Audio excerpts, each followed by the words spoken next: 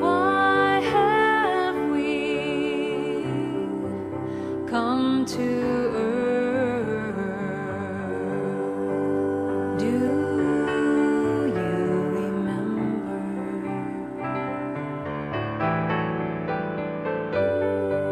Why have we taken birth?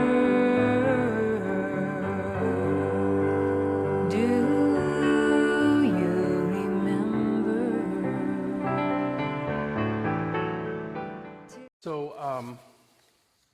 about a year ago, we kind of had a really small group like this, and I asked people if they wanted to just do sort of a little family come up, and chat and ask, ask questions rather than doing a formal talk service. So I'm going to give you guys the same option. If you would like to do that, we can, and if you would like the full talk, we can. The regular talk. So what would support you the most today in getting the most out of this morning's service? The talk? Chat? Okay. Talk. Okay, we're doing the talk. All right.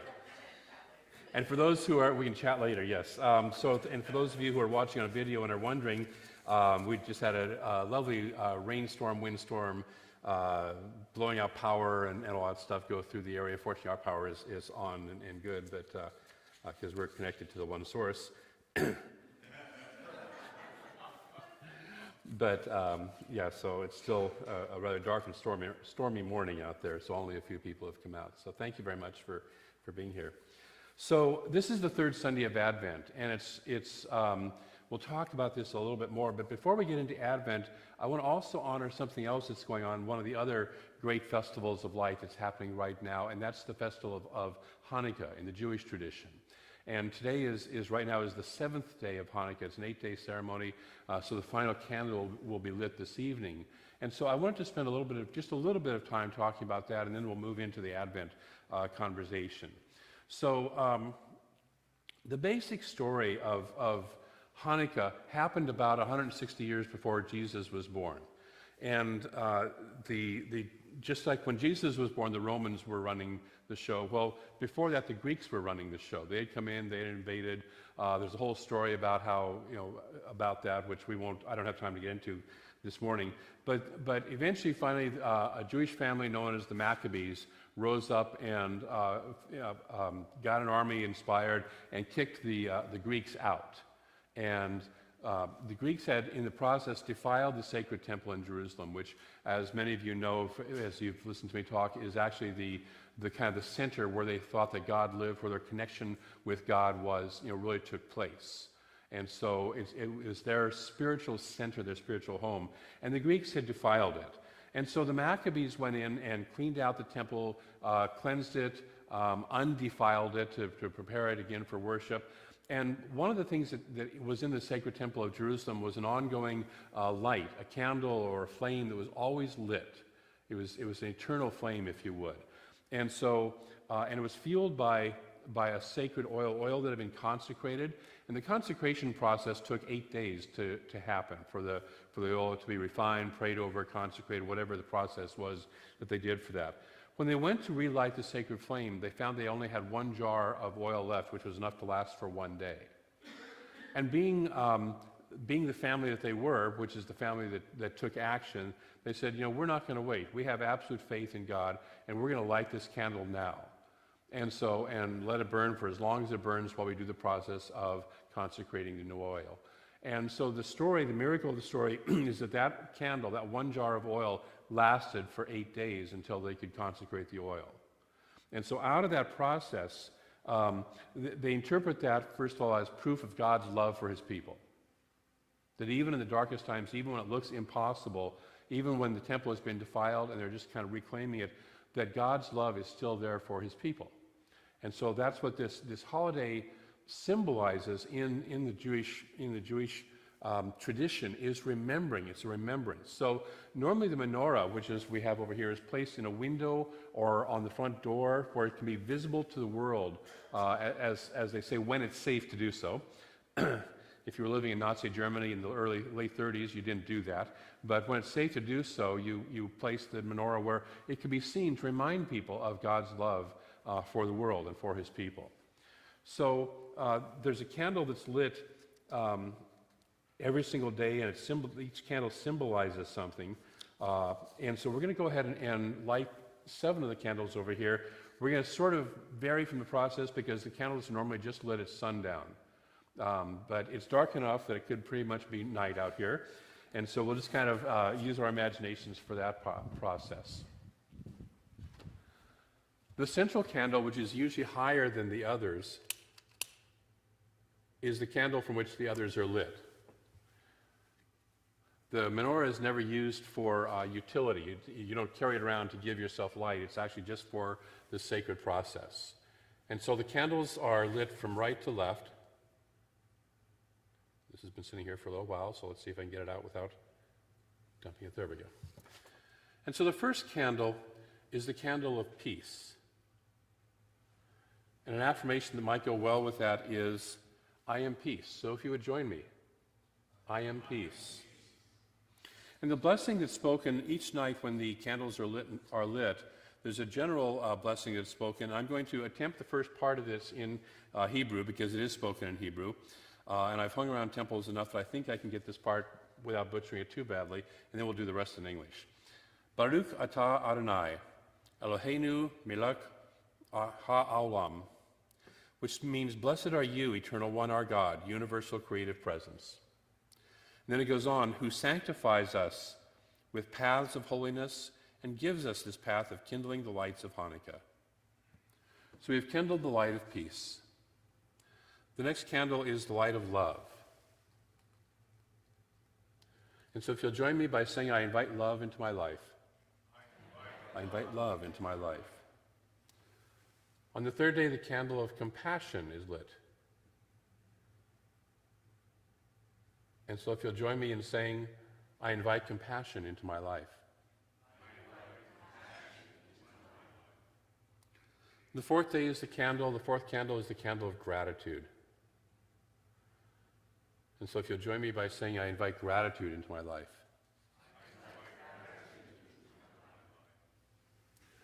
The fifth candle is the candle of healing or health, wholeness. And so if you'll join me by saying, I remember my wholeness. The sixth candle is the candle of vision, of being able to see farther than what we can see just with our mortal eyes. And so if you'll join me in saying, I see the vision of spirit. I see the vision of spirit. And the seventh candle, the final one we'll light today, is the candle of rededication. I rededicate myself to the infinite presence.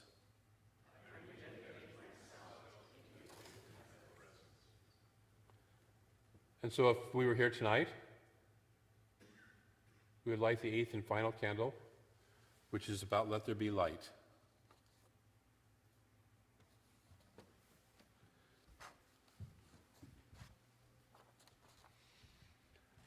So last year I did a whole talk on Hanukkah, and if you're interested in that, you can. I think it's still in the archives on the videos. I'm not going to take the time to do that today, but I do want to talk about two highlights out of the Hanukkah feast that we can take with us, because, as you know, I always love to look at the mythical, poetic, the what is it? What does this mean for me? How is this not just something that happened, 2,160 years ago, but what does it mean in my daily life today? And so the first one is, where has my sacredness been overrun? See, the Greeks symbolize the outer world that has overrun the sacredness of the deep spirituality of the Israelites. And the Israelites are always in the Bible stories us. It's our consciousness. Jerusalem is our house. That's our city within. And the temple is our own temple, our own sacred space within.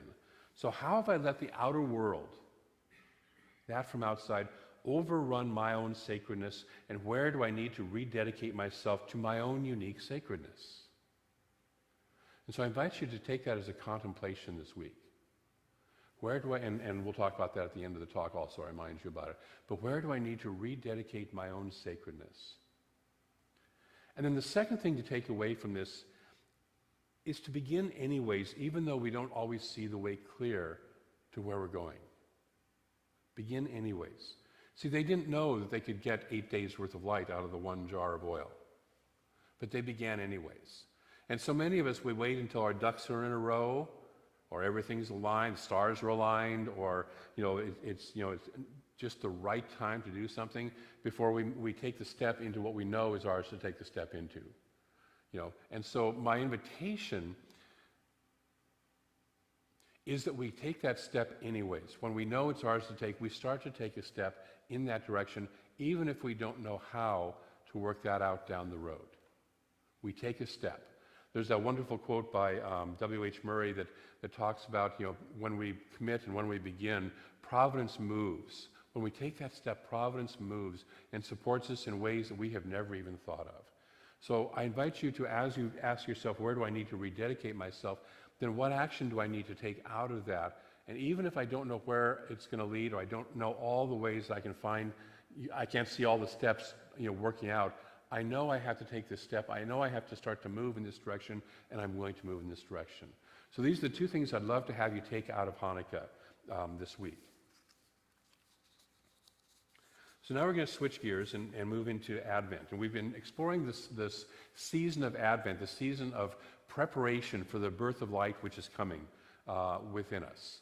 And of course, this is a process that is not just about, again, a birth 2,000 years ago, but is happening within us. This is the light that is happening within us. And so I love this time because we have all these wonderful celebrations of the return of light.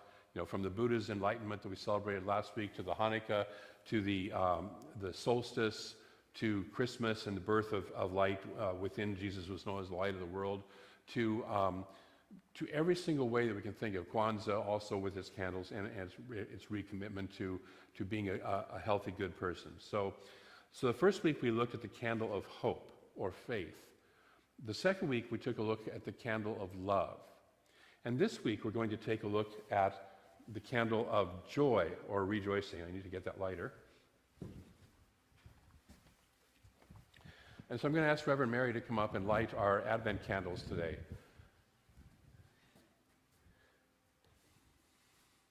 Sorry, from the smallest first, yeah.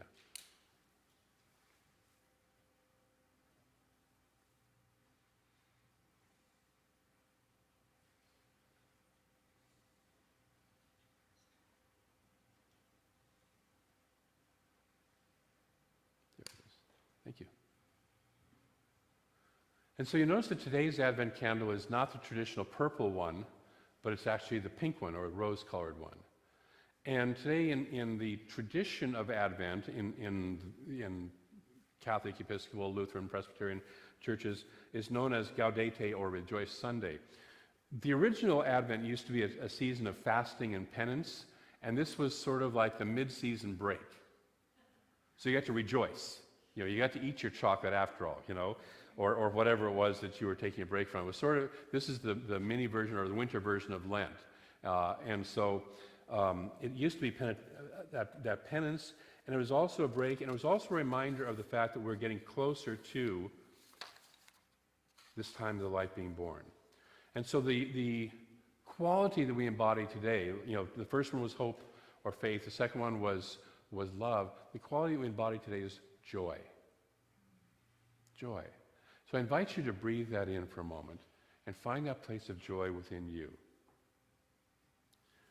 The Christian mystic from the last century, Teilhard de Chardin, said that joy is the infallible sign of the presence of God. One of my favorite quotes.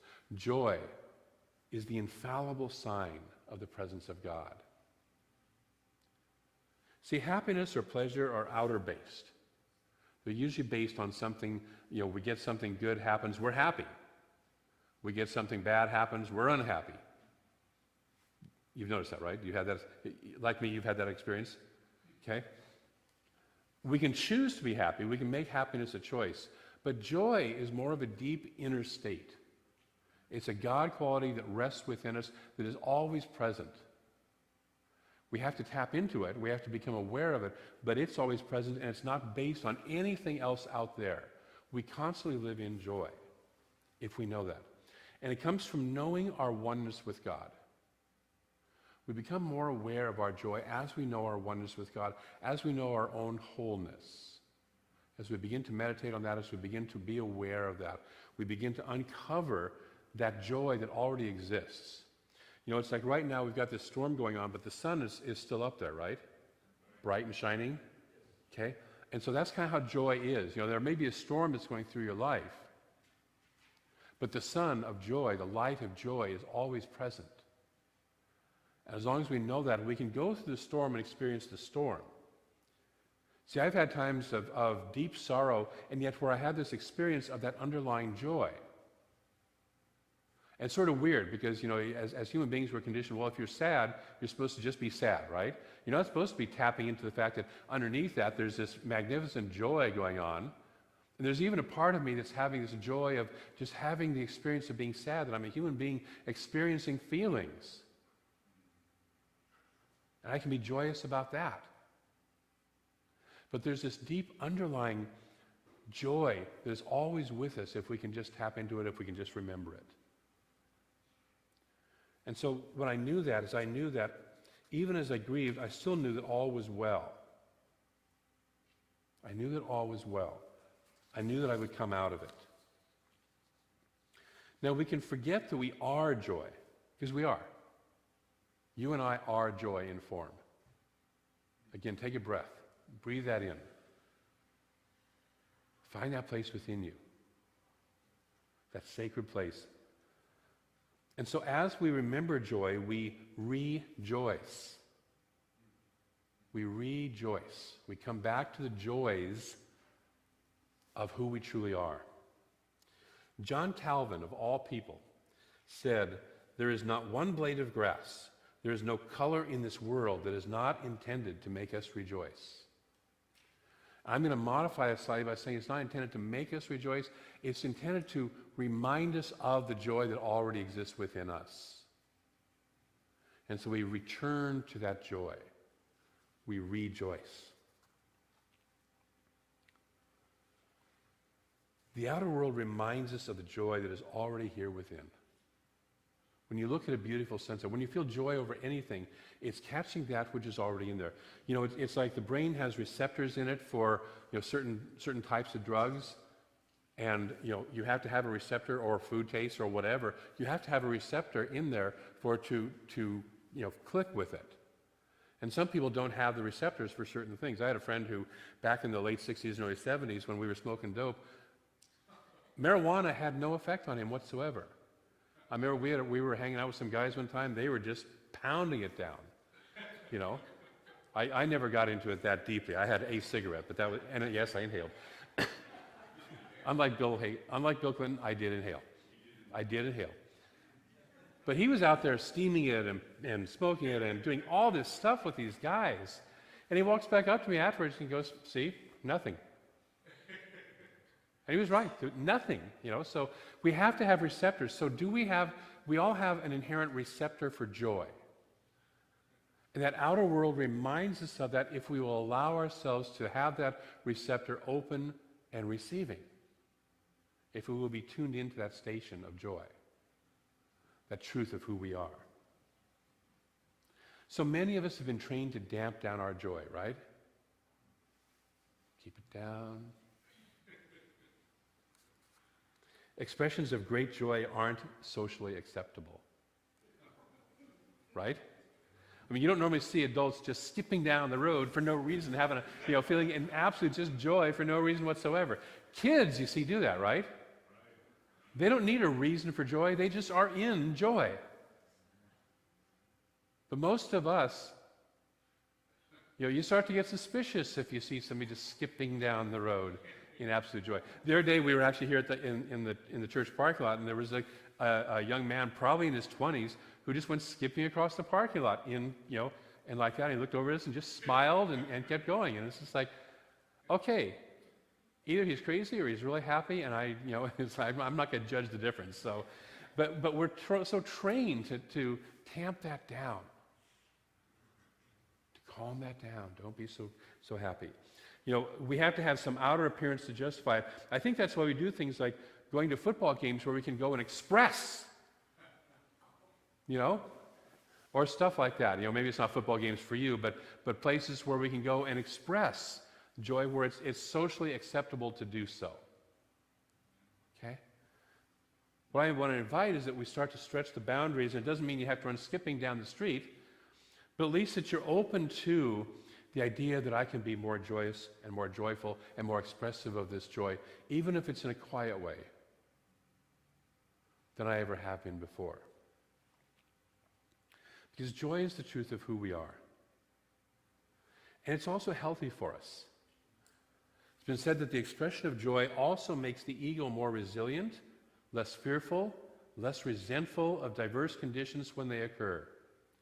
There's a lot of people in the world right now who could use a little more joy in their life, right? A little more resilience of the ego, that they don't have to be right about everything or their way is the only way. So this expression makes the ego more resilient, less fearful, less resentful of diverse conditions when they occur. The emotion itself is an automatic signal that unites the conscious and subconscious in shared experience. The emotion itself is an automatic signal that unites the conscious and subconscious in shared experience. You want to touch into your subconscious mind? Play with joy.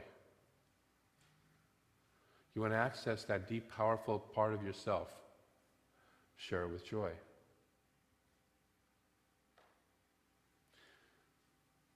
When I hold, I talked last Sunday about loving things into your life. If you have something that you want, the truth is it's love. Even if it looks like a new car or a new relationship or a new job or more money or more health, it still is love, because love, God is love, love is all there is. The expression of that love is joy. So if you want something in your life, allow yourself to feel the joy of recognizing what that really is for you. So that I can have this expression of love, whether it looks like a new car or whatever, recognizing that at the base and the core it is love. And I can have the experience of joy about it. And when I attach joy, when I dive into joy about this, I start to move my subconscious mind towards that experience of expressing the joy that it already has. Because we want joy. Does anybody not want more joy in their life? Okay, I don't see any hands. Okay? We want more joy in our life. We want a greater experience of the joy of our lives. And so when we start to visualize, when we think about something that we truly desire into our life, to think about the joy of having that, being that, expressing that, doing that. See, I know we've got Reverend Kay in the house today. Nice to see you. Just back from Hawaii. And I'll bet you that Reverend Kay started feeling joy about Hawaii before she ever set foot on the Hawaiian sands, right? Yes. Okay? And that's how it works. When we start to feel joy about what we want, where we're going. This is one of the powerful things with the intentions retreat, setting an intention, and we start to feel the joy of going where we want and loving where we're going. It's a powerful mix that accesses our unconscious mind and starts to use it in our favor. So this week, I'm going to invite you to do the usual 3 spiritual practices. First of all, rededicate your sacred temple of joy. If it's been covered over, if it's been a little defiled by the Greeks, light that light of joy. Light that light of joy. Even if you don't know what's going to keep it sustained and what's going to keep it going, light the light anyways. Don't wait for the right time. Don't wait for the moment that will make you more joyful. Or don't wait until that person out there changes or that situation out there changes. Light the light of joy now. Because as you start to operate as joy in your life, that situation out there will shift. It will change. Secondly, become aware of the light of joy that lives within you. See, it's kind of hard to light the light if you don't even know it's there, right? Right? Okay? So become aware of it. Meditate on it. Notice it when it gets reflected back in nature. Notice when you experience joy. You know, in case you haven't noticed, it's actually kind of fun. We talk about the wind and we worry about what it's going to do for damage. Have you ever just stood in the wind and kind of gone like this and just sort of let it blow you? It's joyous. It's a fun thing to do. If you haven't, today's a good day to do that. Or feel the rain. Find the joy. Oftentimes all we do is we think about what it means to us in terms of all, use practical terms, and we forget to take the time to enjoy what's going on. So I invite you to become aware of that light of joy that lives within you. And then thirdly, be willing to express it. And whether you do that by flaunting it wildly, or whether you do it gently and quietly, be willing to express that sense of joy in your life. To allow that, and if you're not sure how that is, ask Spirit to guide you. How can I express more joy in my life? And most of us already have some ideas right away. So those are the three spiritual practices. Rededicate that sacred temple of joy. Become aware of that light of joy that lives within you, and be willing to express it. So I invite you this week to take that on as a spiritual practice. Are you willing to work with that? Yeah, me too. I want to close with a fairly long quote. It comes from the wonderful Indian philosopher and poet whose name I always get tongue-tied trying to pronounce, Rabindranath Tagore. Compulsion is not indeed the final appeal to man, but joy is. And joy is everywhere. It is in the earth's green covering of grass, in the blue serenity of the sky, in the reckless exuberance of spring and the severe abstinence of gray winter, in the living flesh that animates our bodily frame, in the perfect poise of the human figure, noble and upright. It's in living, in the exercise of all our powers, in the acquisition of knowledge, in fighting evils, in dying for gains we can never share. Joy is there everywhere. It is superfluous, unnecessary. Nay, it very often contradicts the most peremptory behests of necessity. It exists to show that the bonds of law can only be explained by love. They are like body and soul. Joy is the realization of the truth of oneness, the oneness of our soul with the world and of the world's soul with the Supreme Lover. I invite you this week to bond with, to become aware of, to expand your expression of and your experience of joy within you. So let's move into prayer. Knowing that there is one infinite presence, and knowing that it is the eternal light of the world, the eternal light of the universe, the eternal light of all, that it is love, and that love expresses as joy. And I recognize that because that infinite presence is all that there is, each of us is one of this right here and right now.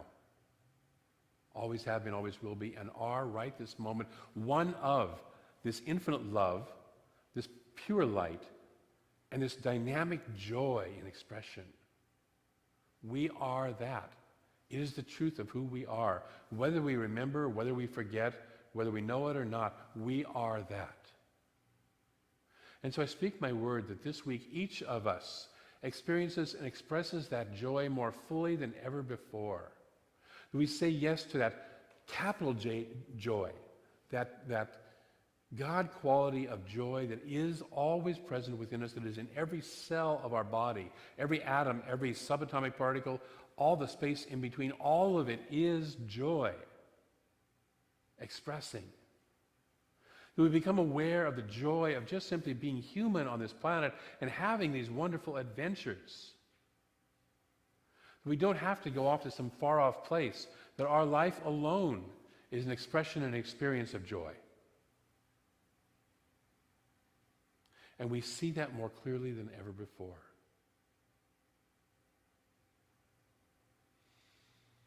And as we live in this joy, it radiates out from us and moves and aligns everything around us into a greater expression of joy. So we become a mirror to others. We become one and bonded with the world in that joy, and the world becomes bonded with the infinite lover in the joy. And so for this I give thanks, for each of us who says yes to this joy, knowing that although it seems like it's just one of us and what difference can I make, the truth is we make a vast, immense difference because we are one with the infinite. As Ernest Holmes says, God plus one is majority. And so as we move into this sacredness, as we move into this joy, as we move into this expression, as we become more aware of this, we bless and fill this world, our own world, with joy. And so I release this word into the law, knowing it moves it into form and expression in the most beautiful, perfect ways possible in each of our lives here and now. And so it does. And together we say, and so it is. Thank you.